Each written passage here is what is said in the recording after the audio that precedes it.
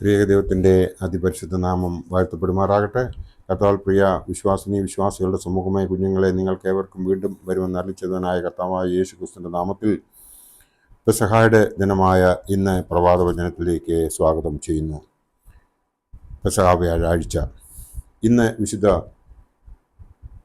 കുർബാനയിൽ എവൻഗെലിയൻ മേശയിൽ വായിച്ചു കേൾക്കുന്നതായ വേദഭാഗം വിശുദ്ധ ലൂക്കോസ് എവൻഗെലിയോസ്ത എഴുതിയ സുവിശേഷം 22-ാം അധ്യായം 14 മുതൽ 30 വരെയുള്ള വേദഭാഗമാണ്. ഇസ്രായേലിൻ്റെ 3 പ്രധാന പെരുന്നാളുകളിൽ ഒന്നാണ് പെസഹ. ദൈവം പെസഹ കുഞ്ഞാട് മൂലം മിസ്രൈമിൽ നിന്ന് ഇസ്രായേലിനെ വിടുവിച്ചപ്പോൾ അവർക്ക് കൊടുത്ത രക്ഷയെ, സ്വാതന്ത്ര്യത്തെ അനുസ്മരിക്കുക എന്നതായിരുന്നു പഴയ നിയമ പെസഹ ആചരണത്തിൻ്റെ ലക്ഷ്യം. ഇസ്രായേൽക്കാർ കനാൻ യാത്രയിൽ വർഷം തോറും ഈ പെസഹ ആചരിച്ചു പോന്നുവെന്ന് യോശുവയുടെ പുസ്തകം 5-ാം അധ്യായം 10-ാം വാക്യത്തിൽ നമുക്ക് കാണുവാൻ സാധിക്കും. ഈ മർമ്മം എന്ത് എന്ന് നിങ്ങളുടെ മക്കൾ നിങ്ങളോട് ചോദിക്കുമ്പോൾ മിസ്രൈമ്യരെ ദണ്ഡിപ്പിക്കയിൽ മിസ്രൈമിലിരുന്ന ഇസ്രായേൽ മക്കളുടെ വീടുകളെ ഒഴിഞ്ഞ് കടന്ന് നമ്മുടെ വീടുകളെ രക്ഷിച്ച യഹോവയുടെ പെസഹ യാഗം ആകുന്നുവെന്ന് നിങ്ങൾ പറയണമെന്ന് പുറപ്പാട് പുസ്തകം 12-ാം അധ്യായം 26-ഉം 27-ഉം വാക്യങ്ങളിൽ പറയുന്നുണ്ട്. പെസഹ പെരുന്നാളിന് വിപുലമായ ഒരുക്കങ്ങളായിരുന്നു അക്കാലത്ത് നടത്തിയിരുന്നത്.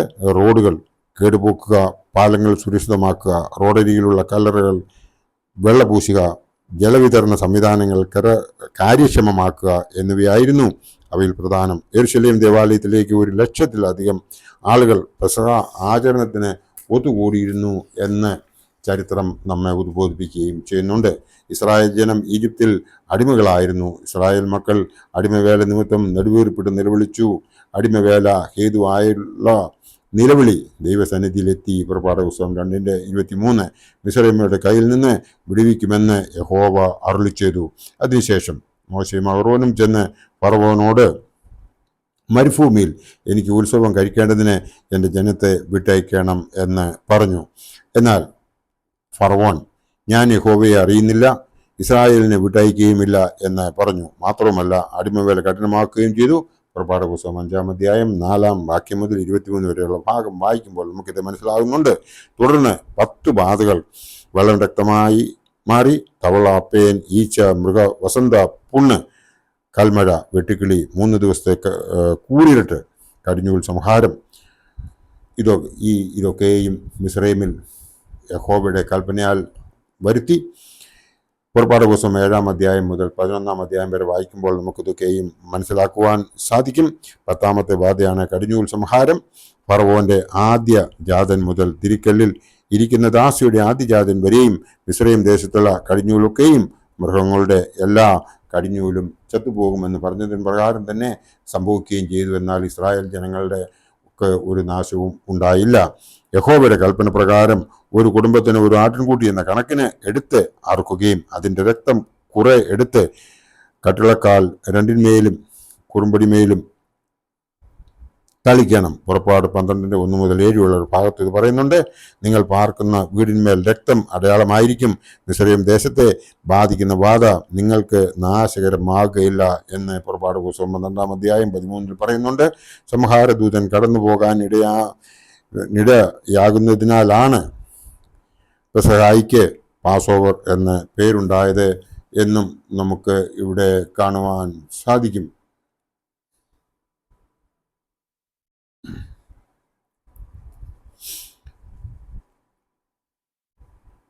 പഴയ നിയമ പെസഹായുടെ പശ്ചാത്തലത്തിൽ പൂർവിക പെസഹായെ മാറ്റി പുതിയത് ആരംഭിച്ചു.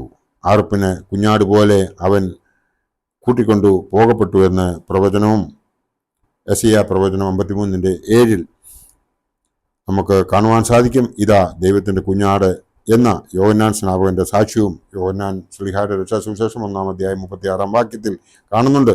നമ്മുടെ പെസഹ കുഞ്ഞാടും അറുക്കപ്പെട്ടിരിക്കുന്നു എന്ന് ഇവിടെ പറയുന്നു. ക്രിസ്തു തന്നെ എന്ന പൗലോസ് ശ്ലീഹായുടെ പ്രബോധനവും പെസഹായുടെ മർമ്മം സ്പഷ്ടമാക്കുന്നു. 1 കൊരിന്ത്യർ 5-7 ഇത് പറയുന്നുണ്ട്. പക്ഷി മൃഗാദികളുടെ ബലി മാറ്റി അപ്പവീഞ്ഞുകളിലൂടെ ബലിയർപ്പിക്കുന്ന പുതിയ നിയമ ബലി യേശു ക്രിസ്തു സ്ഥാപിച്ചതായി നമുക്ക് അറിയാം.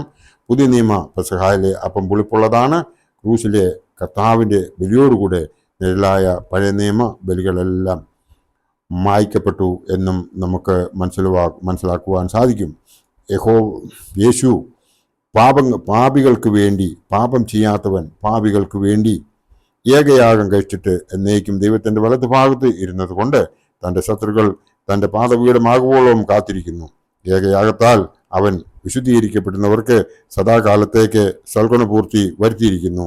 എബ്രായർ 10-ാം അധ്യായം 12-13 വാക്യങ്ങളിൽ നമുക്ക് കാണാം. എൻ്റെ ഓർമ്മയ്ക്കായി ഇത് ചെയ്യുവീനെന്ന് കർത്താവ് കൽപ്പിച്ചു. വിശുദ്ധ കുർബാനയുടെ സ്ഥാപനവും അതിൻ്റെ തുടർച്ചയും വിശുദ്ധ സഭയിൽ നിലനിൽക്കുന്നു എന്നും നമുക്ക് ഏവർക്കും അറിയാം.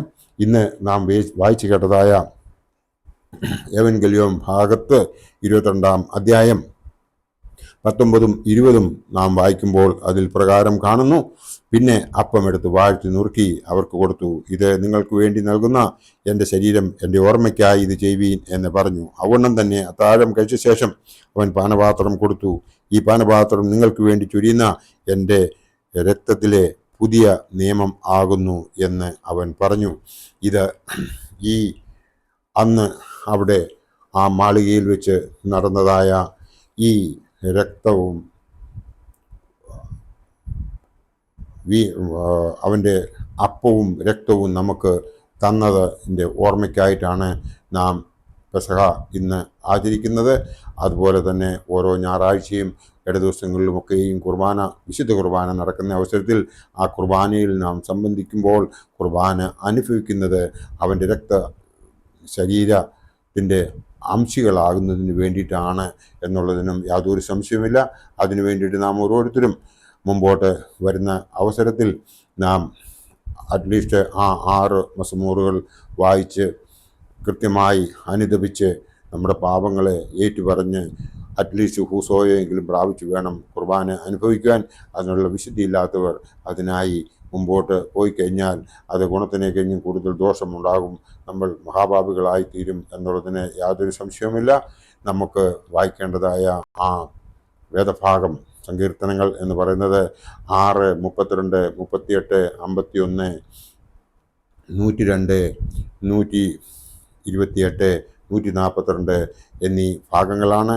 നമ്മൾ ഈ 7 ഭാഗങ്ങൾ വായിച്ചിട്ട് നമ്മൾ പോകുന്നുവെങ്കിൽ ദൈവം നമ്മളെല്ലാവരെയും അനുഗ്രഹിക്കും എന്നുള്ളതിന് യാതൊരു സംശയവുമില്ല. ദൈവം ഈ പെസഹ ദിനത്തിൽ നമ്മെ എല്ലാവരെയും അനുഗ്രഹിക്കട്ടെ. നമുക്ക് ഈ കഷ്ടാനുവാഴ്ച ഒരു അനുഗ്രഹമായി തീരട്ടെ. നമുക്ക് ഒരു മാനസാന്തരം ഉണ്ടാകുവാൻ വേണ്ടിയിട്ട് ദൈവം നമ്മളെ എല്ലാവരെയും അനുഗ്രഹിക്കട്ടെ എന്ന് മാത്രം ഈ അവസരത്തിൽ പ്രാർത്ഥിച്ചുകൊണ്ട് എൻ്റെ വാക്കുകൾ ഉപസംഹരിക്കട്ടെ. നന്ദി, നമസ്കാരം.